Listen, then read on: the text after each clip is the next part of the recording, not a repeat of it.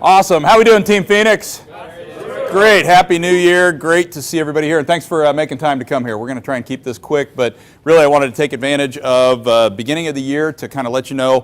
First of all, let's take a look back and figure out what we accomplished as a wing last year, and then what the tone is going to be for the coming year, what some of our objectives are. And then really the important part is to get your feedback, get your questions, and give you some time to maybe get a little bit of inside baseball on that kind of stuff. So if I don't know an answer to your question, I'll make something up, and hopefully it sounds plausible. So really we're going to take a look at, first of all, who we are as a wing. And this is new since last year when we held our town halls, that we as kind of a senior leadership team took a look at the old mission statement of the wing, and quite frankly it was buzzword bingo. It was a whole bunch of words that just didn't mean a lot.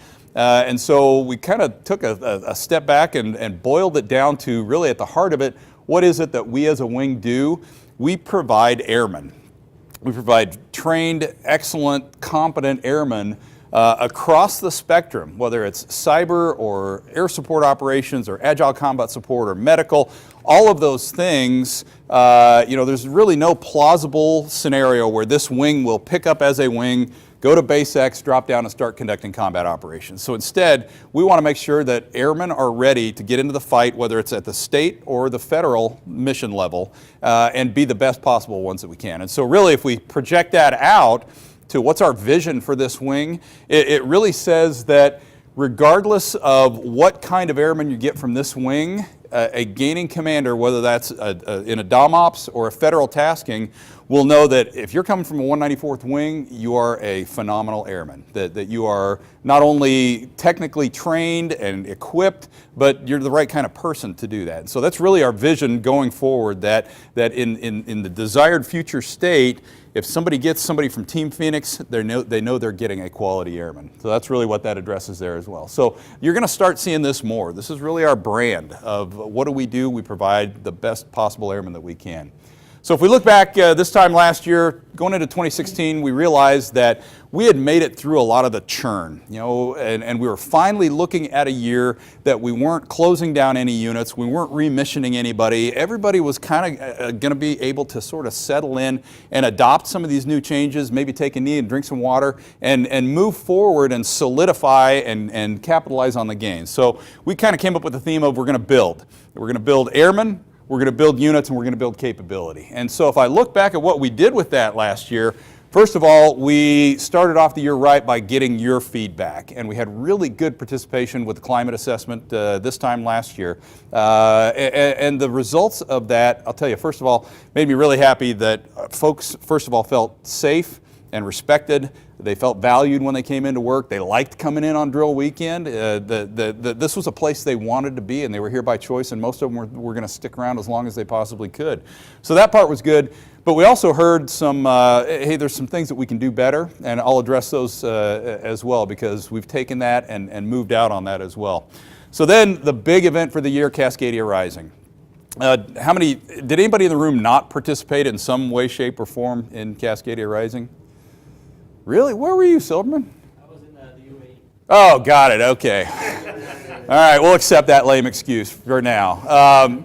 Pretty much everybody else, if you were here, you were part of the exercise. And that's the first time we had ever done that as a wing, where we took, at the beginning, we said, what would we actually do? How would we respond if we had a massive earthquake? And we had Jermaine Lindsay, there we go, looking like the evil undead, all moulaged up with open wounds and head injuries. I mean, it's hard to tell sometimes with Jermaine whether there's a head injury involved.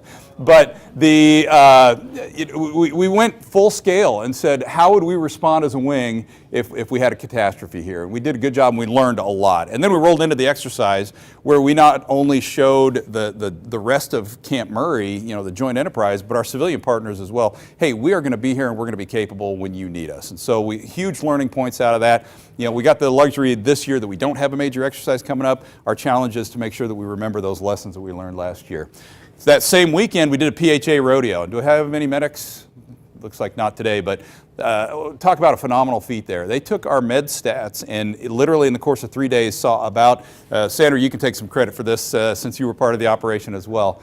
They took us from about 65% medical readiness up into the 80s over the course of 3 days. They saw almost 550 patients to get those PHAs knocked out, and really showed us, hey, we can use our innovation, we can streamline things, and we can do things better. And so it took what sometimes was a multiple hour process to get your PHA, boiled it down to about 15 minutes, and I think everyone that went through that line will agree that was the way to do business. So that was great.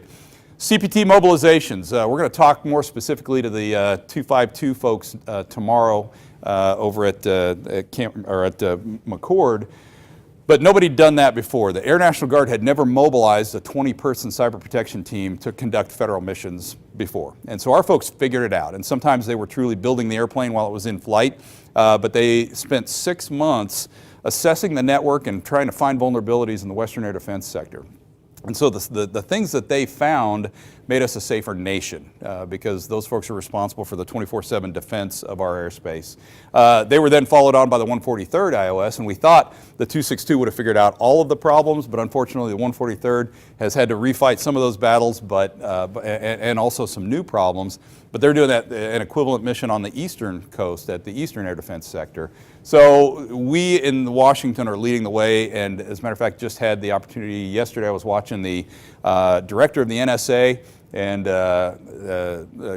Admiral Rogers testifying before the Senate saying, the Guard Cyber, as a matter of fact, we have these Guard Cyber Protection teams mobilized, and basically we can't defend our nation and can't defend our DoD networks without the use of the National Guard. And so that's a pretty good place to be when your state is leading, when the Secretary of Defense, the Director of the NSA, and other people are saying good things about your Guardsmen. Makes you feel pretty good as a wing commander there. RCP Ford, obviously Sergeant Silverman was slacking off on his UAE vacation. We sent about 10% of the wing out to really every corner of the world, including some to Africa, a lot to the Middle East, some to Europe. But we had folks literally all over the globe this year, and we brought them back. We still have about 15 that are coming back, and we'll reset and get ready for the next cycle. But that's, again, the first time the wing did that. And then finally, our ASOG folks took the technology that was available and said, what more can we do with this? And so our TACP folks have been a part of building the JTAC Dome simulator, and hopefully if you haven't had a chance to get down there and see it, it's totally immersive. You walk in there and you feel like you are on a battlefield in Afghanistan. But it's also linked to the Air Support Operations Center, which is providing that tactical control of all the theater assets. And putting those together for the first time ever. Nobody's done that before, and so in November we inaugurated the Rob Raywald Sim Center down in Building 120, where our JTACs and our ASOC personnel can train side by side. And within about the next year, they're going to be able to connect to guys that are in Dome Sims in Pineville, Louisiana, or Boise, or other JTACs, and have a virtual fight that's going to make us better ready to go downrange. So a lot of good firsts this year. So I mentioned with the unit climate assessment, we took that, we heard your voices, and we kind of boiled it down to 3 different areas that our airmen were saying, hey, we can do things better. And so the first one was communication. And a lot of airmen said, either I'm not getting the important stuff that I want, or I'm getting too much. I'd asked one of my folks one Saturday morning, one of the traditionals, how many emails do you have? And he said, about 150. And so that's a lot to sort through. So we said, okay, we can do better on that. We can make sure that our airmen are getting the important stuff and not getting inundated by every bake sale and all the other things that just really don't mean that much to them. So we're going to try and find the right balance of putting things up on SharePoint versus emailing. And so hopefully you're already seeing fewer emails when you show up for drill. We'll continue that. Now, if you haven't been to the Wing's new and improved SharePoint page, ask you to do that this drill weekend. So if you're looking for announcements about ceremonies or professional development opportunities or vacancy announcements, things like that, it's all up on that SharePoint now, and you can build reminders. So it'll send you a notification if there's something that you're looking for. It'll let you know that it's there. The other thing, we've finally got our Wing Facebook up and running. And it's taken about a year in the making, but we've done that. And also we're going to start using Facebook, YouTube, some of the other things to try and tell our story so that airmen in one portion of the wing know what's going on in other portions of the wing. When you look at our wing construct, we are unique in that we have 12 different flights and flag flights and squadrons. and only 2 of those 12 actually do the same mission. The 262 and the 143rd IOS are the only 2 squadrons or flights that do the same thing as anybody else in the wing. Everybody else is truly a unique mission set. And so it's really easy to kind of get into your cylinder of excellence and not understand what's going on in the rest of the wing. And by extension, not feel tied into something that is bigger than yourself and more important than any one of us. And so by telling our airman story on Facebook and other places, we're going to be able to let our airmen know, hey, you're part of something really cool. Okay, the second thing that we heard in terms of feedback was we are inconsistent in how we build leaders and supervisors, and you're absolutely right. And so, the Little Brown Book talks about the deliberate development of airmen, and so we wanted to enhance how we deliberately develop airmen. So some of the things that we did, we at the 06 and the chief level are now having regular discussions on force management, and we're driving that down to the squadron level where every squadron needs to have a force management plan, and we're holding them accountable for it, which is the first time in my time here that we've done that. So we're already having those active discussions of, hey, 2 years from now this position should be opening up. We're going to make it so that position opens up. Who are the 2 or 3 people that we want to make sure are ready for that, and let's pick the best one of those. And so we're having those discussions. The other thing, the Professional Development Weekend, how many of you are headed over to Fairchild in 3 weeks for PD weekend?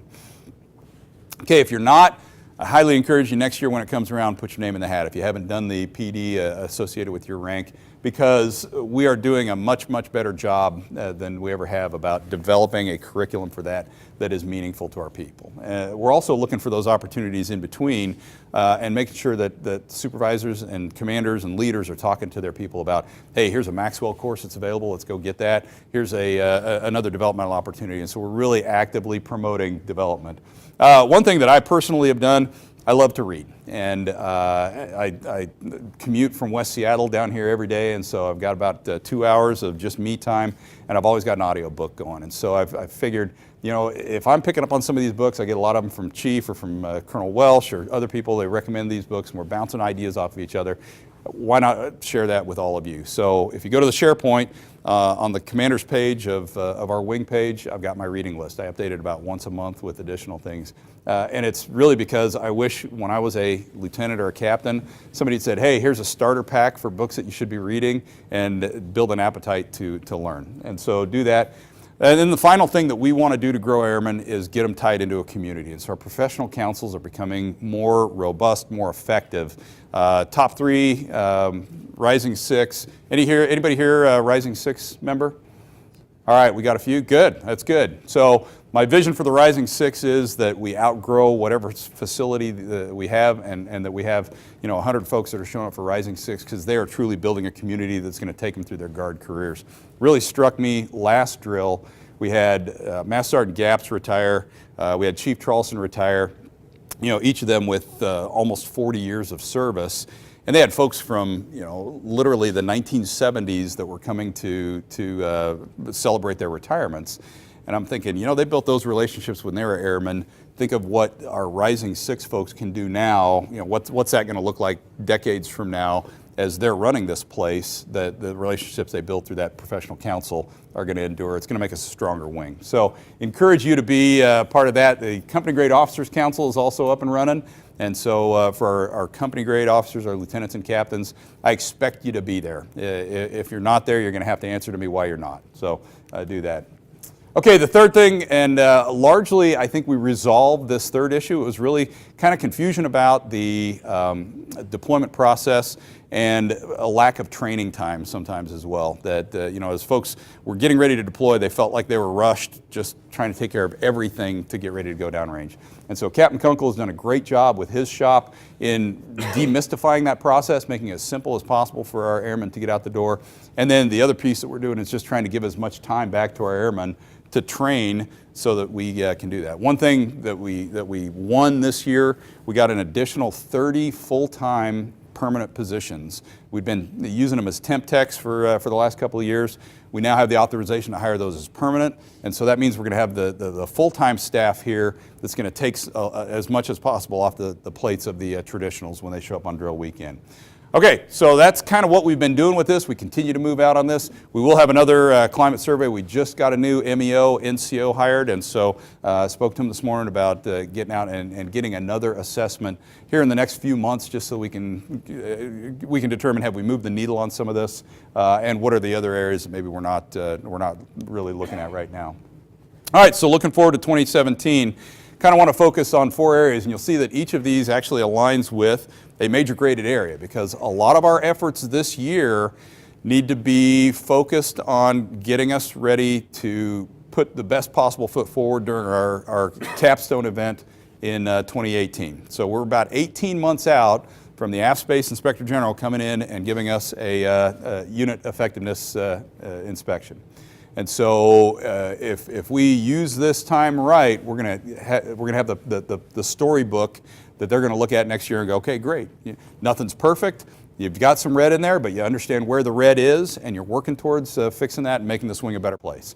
And so we're going to focus on our airmen, our mission, growing the wing in a couple of respects, and then the stewardship of all of the resources that we have, the people and the material. So we'll talk a little bit about each one of these. We're talking about growing or taking care of our airmen and their families. One of the big ones is culture of respect. We have an environment here, and our climate assessment last year bore that out, that again, people feel respected. They feel safe here, and so we want to continue that. One of the things we just did, we hired a full-time SARC program manager. Up until now, it's been an additional duty. We have a Title V civilian who is running our sexual assault program. And my hope is that throughout this year, he doesn't have to respond to one phone call that we've had an airman that's been damaged. Instead, he's going to focus his efforts on prevention and helping build that culture and maintain that culture and grow that culture that we want there. And really, one of my objectives is that we build a consolidated airman care center. Also, finally, we have a chaplain on board. Philip Lindholm will be off to school here hopefully soon. But take those functions, Director of Psychological Health, chaplain, the family support, all of those, and get them into one place where airmen can walk in. They don't have to worry about getting past a cipher lock to get to talk to the right person. But our airmen know that they can go there, and it's kind of one-stop shopping for their needs and their families' needs there. And then the final piece on that, we've got to get better about writing OPRs, EPRs, providing feedback, doing those things that tell our airmen how they're doing.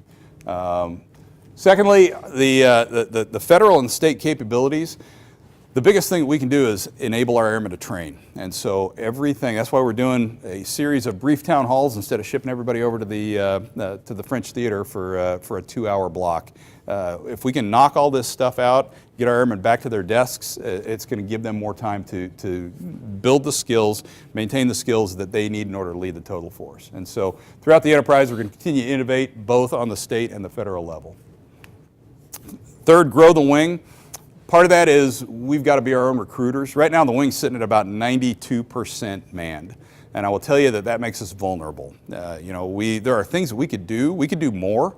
Cops are telling me they could add more UTCs tomorrow. The 111th is saying they could add an ops crew tomorrow.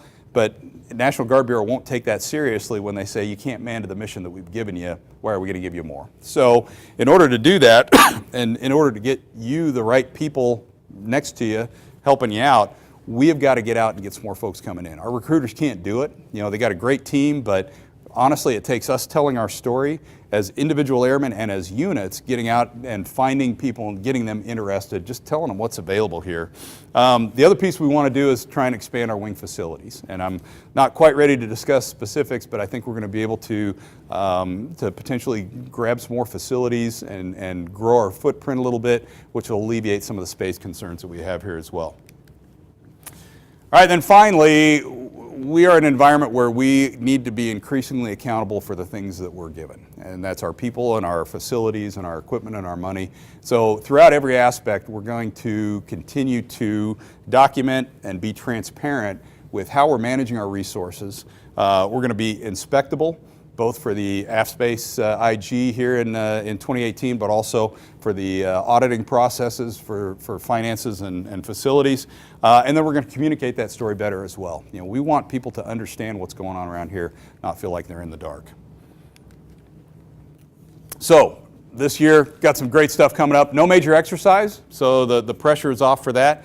We will get a wing strategic plan that's going to be published here by the end of the month, and we'll put that up on SharePoint so you can kind of see what our leaders are using in order to evaluate our progress and chart our course. We're going to have more deployment opportunities. We're already up through RCP 6, you said? So RCP 8. And so if you've not deployed, it's an experience of a lifetime. You shouldn't make it through your career without having the opportunity to deploy. And so those opportunities will be there.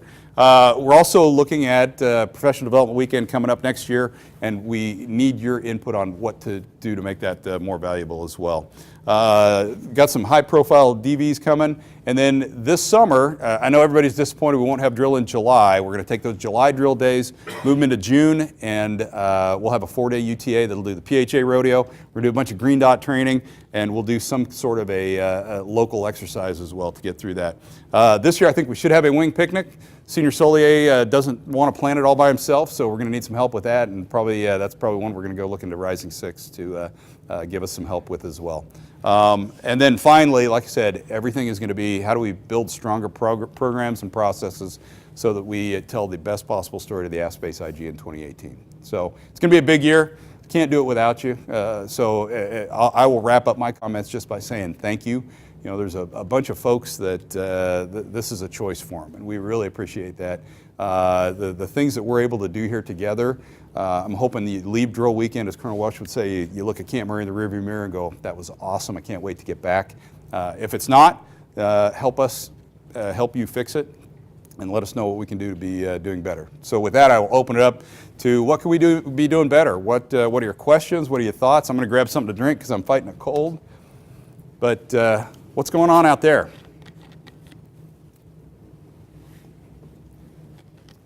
Somebody's got to have something. Sir, I have a question for you. Regarding the state partnership program, I know we're state partners with Thailand. Maybe a little bit about that, and then the new state partnership with Malaysia, and yep. Kind of what you see that impacting the wing. Absolutely, thanks. So the question, you can hear it? No, okay. So the question was a state partnership program. Some of you may not even be aware that each National Guard state, so the 54 states and territories, are aligned with one and sometimes multiple nations that are developing their military capabilities. So we've had a partnership with Thailand for almost 2 decades, and really starting to become more active. This year we actually went to Thailand for the airman-to-airman talks in conjunction with PACAF. And the big thing they're looking for is cyber, but they're also looking for some air support. They want some medical involvement, interaction, joint training opportunities. And now we're picking up Malaysia. We are looking to expand to those 2 neighboring countries that are significantly different and with different needs as well. So what we see is getting our airmen more involved with particularly Thailand and figuring out what the appetite is in Malaysia. And one of the great things is Thailand is considering buying the KC-135. And so we may have an opportunity that the 141st is going to fly a 135 over there and do some training. We may be able to put people on there at very low cost and get them over to Thailand, and it might be logistics or medical or some of those other functions that typically haven't been included. So more to follow. We are looking to increase our participation in the state partner program. Awesome, thanks. Sir, Carlos. Where's the wing at as far as the Title V conversion? Where's the wing's mindset? I know we heard from TAG yesterday, but where's Yeah.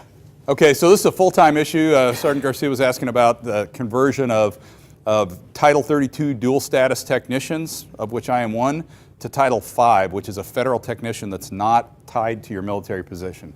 Came out in the NDAA that was just signed by the President a few weeks ago. So this has been it's been building for about a year, where if some folks had their way, they would convert every dual status technician to Title V tomorrow.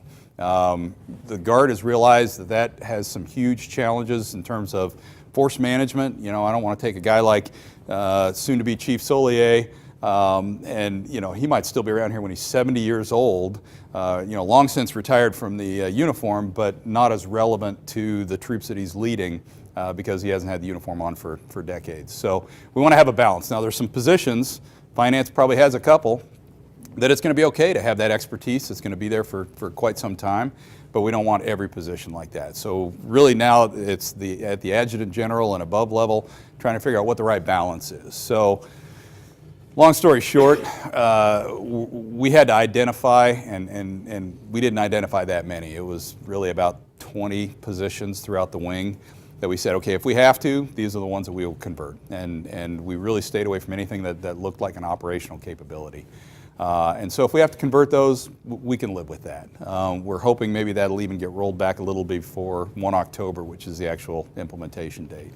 You know, bottom line, if you're one of those affected people, if you're a dual status technician now and you become a Title V technician, really not going to be that much difference in your day-to-day life. Not that much difference in your benefits, no difference in your pay. All of those kind of things will remain. There's some retirement implications, there's some force management implications, but it won't be the end of the world. So more to follow, but I think we're at a point where it's going to be manageable.